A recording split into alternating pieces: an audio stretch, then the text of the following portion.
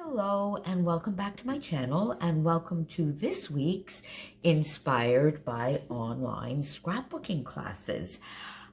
So last week you saw we were playing with the Palooza classes from Redefined Creative, and this week I am playing with the NICOLEJONES911 Scrap-A-Thon 6. Now, 6 exactly. Now, Nicole has done 6 Scrap-A-Thons, and they are so much fun. I've taken all. I've not finished one. So I think my second Saturday of the month will be dedicated to a lot of these, excuse me, fun classes. Now, I mentioned last week that on the first Saturday, I'll be doing Redefined Creative classes, so either a Layout Palooza or the Stash Bash Palooza, and I will be joined by my lovely friend Karina over on Instagram, who will also join me on the 3rd when I revisit or get to some of the awesome classes by my friend Sarah from Sarah Scraps. Then Alex from Pink Crafty Mama commented and said, oh, I'd love to join in and see if I can get myself going. So she will be joining in with whatever classes she wants to revisit as and when she can. So I'm going to have her blog and her YouTube channel listed below. And then my dear friends Kathy and Sharon thought that they would like to play along in the Palooza. So you never know, we might be a whole bunch playing along with these inspired by online scrapbooking classes. So yay. So this one, now the way the Scrap-A-Thon classes work, they're not tutorials per se, they are sort of challenge based. So every day there are 30 days class, and every day Nicole posts a prompt or a challenge and a video that goes along with it. So this particular one that I am revisiting from Scrap-A-Thon 6 is Have It. Have It as in 1/2 50. So this prompt was basically to create a project with whatever design that meant for you. And in the class there are tons and tons and tons of examples, and it was so much fun to see all the different designs that one can do with a half, whether it be this way, that way. Anyway, I sort of went to one of my go-to designs and sort of an easy half it for me, which is a diagonal design. I love diagonal designs. And then, of course, this layout is also doubling, of course, as my first project for January for the NICOLEJONES911 design team for the lovely digiprints. So I used my How to Kill a Kit with Style for January based on the Jen Hatfield The Avenue collection, and therefore I paired it, as you know, with printables from the Seasoned Spices because they go perfectly. And you can see that here, look, that blue is a perfect match. This lovely mustardy yellow is absolutely perfect. The green is lovely as well. So I just love that color combo with this collection. So the diagonal for me, so I use this lovely plaid up at the top and a nice wood grain here down at the bottom. And then I always, because I just cut with my scissors, so whenever I do the diagonal cut, it's never quite straight.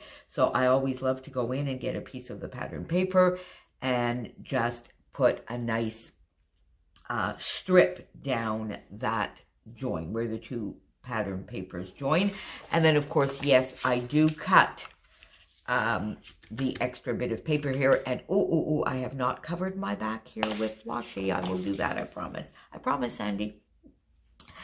So I got that down, and then I matted my photo. So we are working on the Rome album, and this is Altare del Patria, or some of people call it the wedding cake, I guess, because it's a little bit in tears in Rome near the Piazza di Venezia.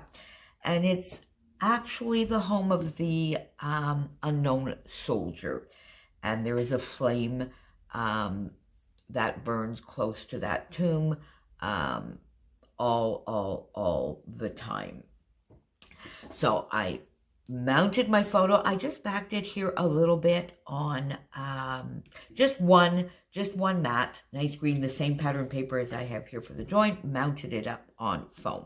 And that's generally where I go with a diagonal design for me, is I get that done, and my photo is pretty much always placed the same way.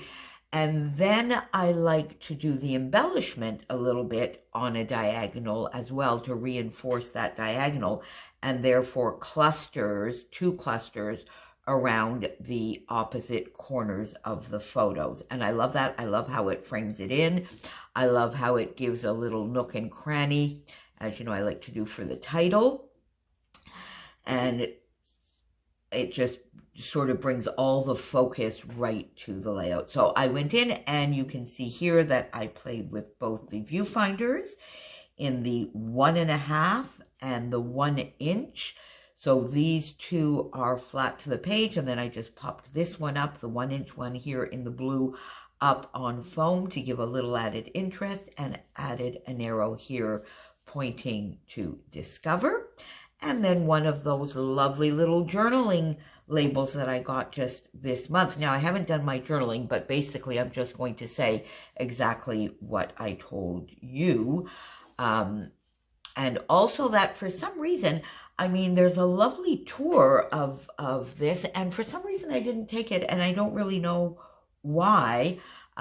It's a bit of a controversial monument, I guess, in Rome. Some people seem to think it's an eyesore. I think it's kind of nice. It's very ostentatious. That's for sure, with all of the sculptures up here, and it's very ostentatious, but it's quite nice. And there's a lovely little garden in front of it, and you can sort of just sit and relax and watch, do a little bit of people watching, which I think is probably what I did, as opposed to taking the tour.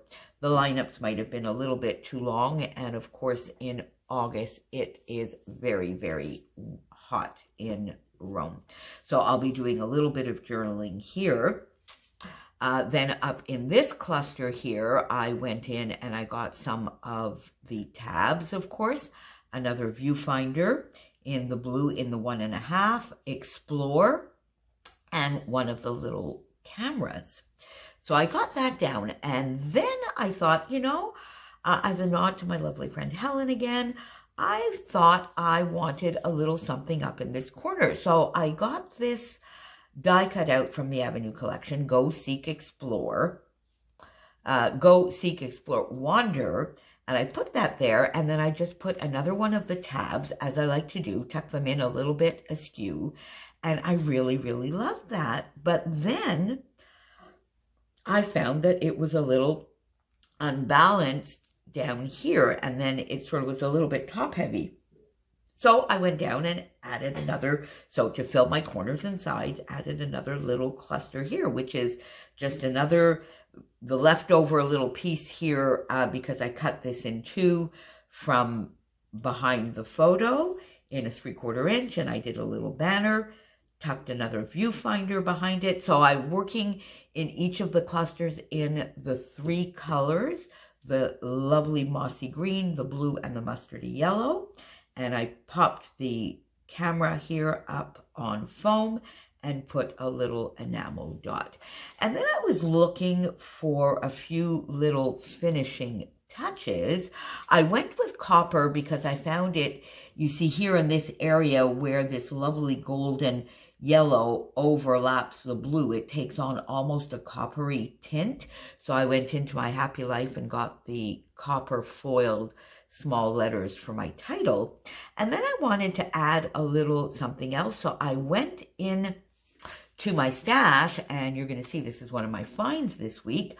I found these lovely decorative brads. They're from Echo Park For the Record 2. And let's see, is there a year on here? 2012. So I dug those out. The colors, there are some colors that match perfectly.